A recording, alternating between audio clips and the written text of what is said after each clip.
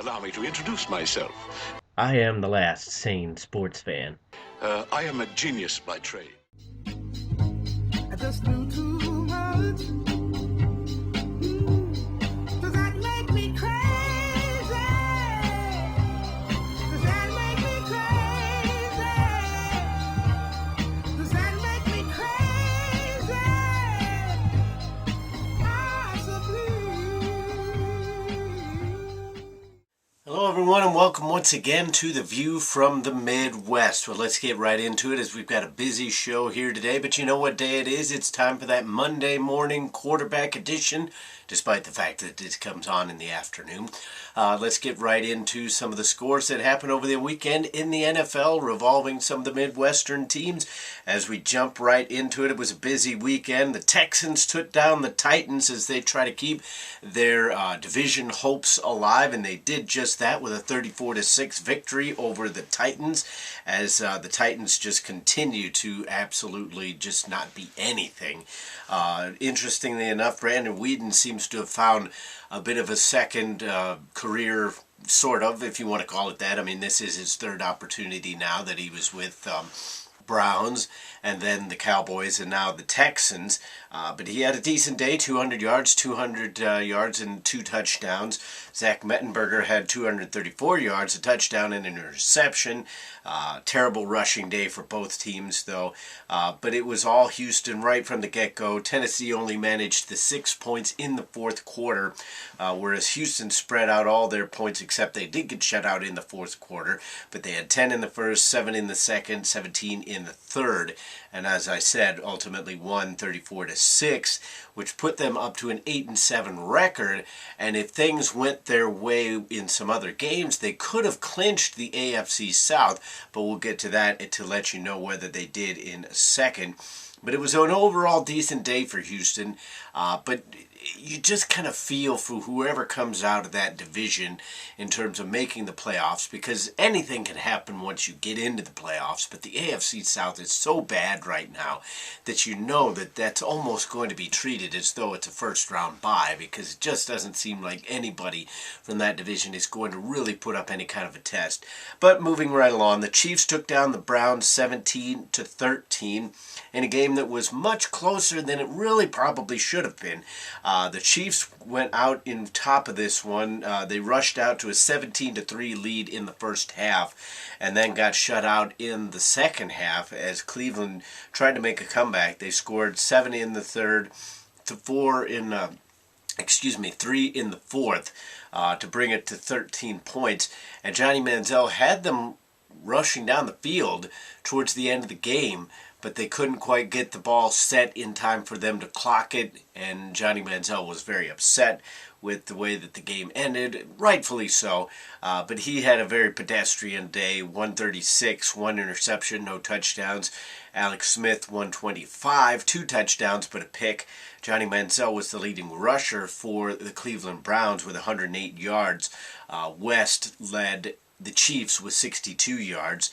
And again, Kansas City, by winning the first half, pretty much won the game, as I mentioned. So at 10-5, the Chiefs keep their hopes of controlling the AFC West intact.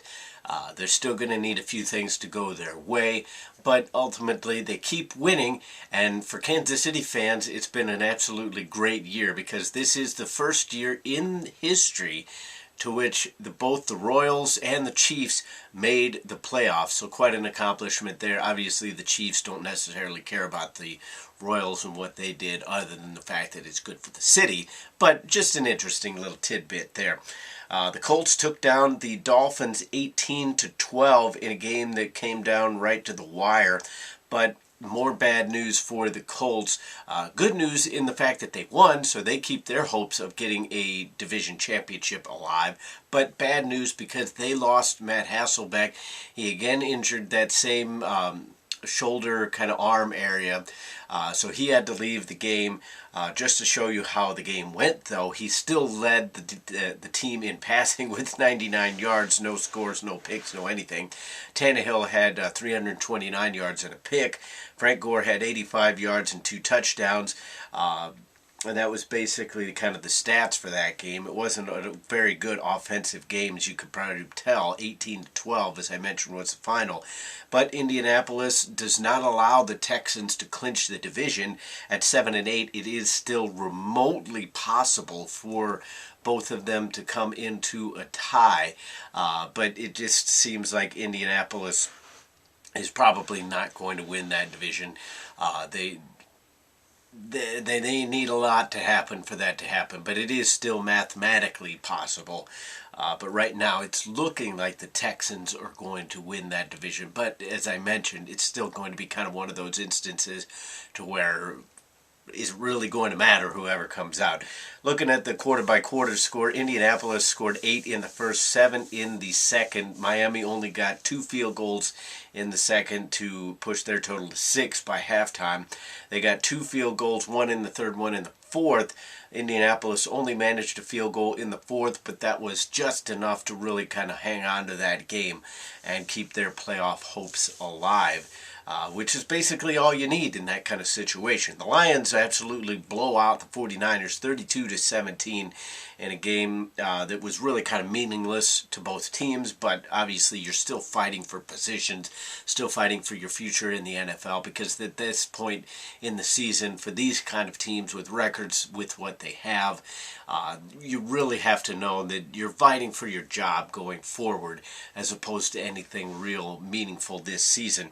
The Lions improved to 6-9, 49ers fall to 4-11. Matthew Stafford led all passers with 301 yards and 2 touchdowns. Abdullah had 39 yards rushing. Not a great day there. Charles Johnson with 77 yards receiving and a touchdown. So a pretty good day. He'd obviously love to cash in on that 100-yard marker, but that's not always to be had anymore.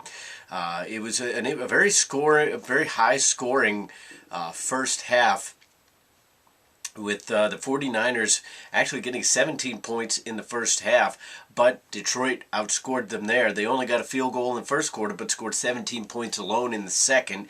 They only managed a field goal in the third and 9 points in the fourth, but they did shut out the 49ers the whole second half. So it was a situation to where they ended up getting a big-time victory there, and uplifting because the game was in Detroit, so the fans at least got to see some good football before the season ends. The Bills took down the Cowboys 16-6. This game, I saw a little bit of it on the NFL Red Zone. It was really tough to watch any of that. Tyshawn Taylor had 179 yards and a pick. So unfortunately for me personally, that was not good because he was my fantasy quarterback. I chose him over Phillip Rivers because over the past few weeks he's had good stats compared to Rivers. He's actually gotten 3 or 4 more points each week, and unfortunately this week he did not. But that's neither here nor there. Kellen Moore had 186 yards and 1 interception for the Cowboys as their quarterback struggles continue in high regard. Darren McFadden had 99 yards rushing for the Cowboys. Gillisley, had 93 yards for Buffalo. Sammy Watkins had 84 yards receiving, and Butler had 74 yards receiving for the Cowboys. But the Cowboys fall to 4-11, and they only managed a field goal in the first quarter, and the third quarter shut out again in the second half. It's really starting to get to be kind of worrying. Even though I don't care about some of these teams personally, it's kind of worrying how many teams are getting shut out in the second half of ball games. It's just not a good recipe, obviously, for winning, and it's just not a good recipe for good football either for fans who want to watch some of these around the league. So as I mentioned, Cowboys are 4-11, and Buffalo's now 7-8. Some of the other games going on, the Bears just barely beat the Buccaneers 26-21. Cutler did not pass the 200-yard mark, but he did have a touchdown, 156 total. Langford had 83 yards rushing. Zach Miller had 69 yards passing. The Bears and Tampa Bay are both now 6-9, but the Bears got almost all their points. In fact, they did get all their points in the even quarters. Shut out in the first and third, but 13 points in the second and fourth was just enough to do in Tampa Bay, as they could not score in the second quarter, and they got a touchdown in all the rest lost, but only one, so that will give them their total of 21. But the Bears still trying to kind of keep things alive, but they're really kind of focusing on their jobs for next season as well. The Panthers lost to the Falcons. That's not a Midwestern game, but that does mean that there will be no undefeated teams this season, as the Panthers now lose their first game of the year. Saints beat the Jaguars 38-27 in a really wild one. A lot of passing going on in this one. Brett Bortles had 368 yards passing, 4 touchdowns, 2 interceptions. Drew Brees had 412 yards and 3 touchdowns. Hightower had 122 yards rushing for the Saints and 123 yards receiving with a touchdown for Ben Cooks of the Saints as well, as they end up taking down the Jaguars. The Saints improved to 6-9. The Jaguars are 5-10. New Orleans had 14 in the first, 10 in the second, only a touchdown in the third and fourth, but that was enough to hold on, despite the fact that Jacksonville came in with 13 in the third and 8 in the fourth to try to make it a little bit close there. But the scores for Jacksonville in the third and fourth were enough to really kind of carry the day. And as I mentioned, they are now 6-9. Really no hopes of postseason play for either of those two teams, but a very entertaining game if you like offensive football. The Packers and the Cardinals. The Cardinals clinched the NFC West. And I believe they clinched a first-round bye. Don't quote me on that, but I'm pretty sure that they have a first-round bye now. They have not necessarily clinched home field throughout the playoffs, but they do have that first-round bye. 265 yards for Carson Palmer, 2 touchdowns and a pick. Aaron Rodgers, again, whether it's him or whether it's that offensive line or whether it's the offensive scheme, something is just not quite right in Green Bay when it's that inconsistent with a quarterback that good. Rodgers had 151 yards, a touchdown, and a pick. Lacey only 60 yards. Nobody really all that good rushing. Michael Floyd had 111 receiving yards. Green Bay falls to 10-5, still pretty much in command of their own destiny in terms of the NFC North, but it is still kind of their division to win or lose. Minnesota is still in there. I believe they have roughly the same record, so that's going to be interesting. All of Green Bay's 8 points came in the third quarter, whereas Arizona scored 17 in the second, 21 in the third, shutout in the first and fourth, but they ended up getting way more points than they needed when their defense was playing so well. So, as I mentioned, that was a pretty good game there. The Vikings wallop the Giants 49-17 on Sunday Night Football. So, the Giants, Minnesota actually ties themselves now in the NFC North with a 10-5 record. They had 3 in the first, 16 in the second, 13 in the third, 17 in the fourth for their total of 49.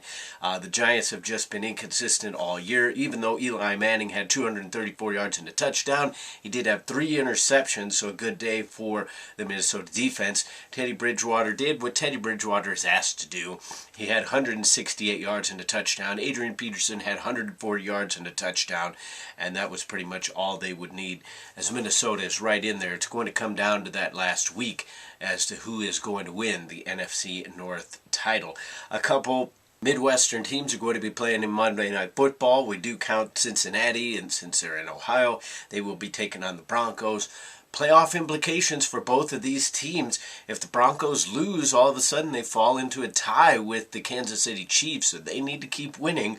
And the Bengals are also looking to keep winning and keep themselves in that spot to get that first round bye. The local game here was the Rams against Seattle. It was out west as they took on the Seahawks in Seattle. Case Keenum did what the Rams offense asks him to do. 103 yards and a touchdown. Russell Wilson had 289 yards, 2 touchdowns, but a pick. Todd Gurley did not cross the 100-yard mark, but he did just enough. He had 85 yards and a score. Kenny Britt with 49 yards for the St. Louis Rams and a touchdown.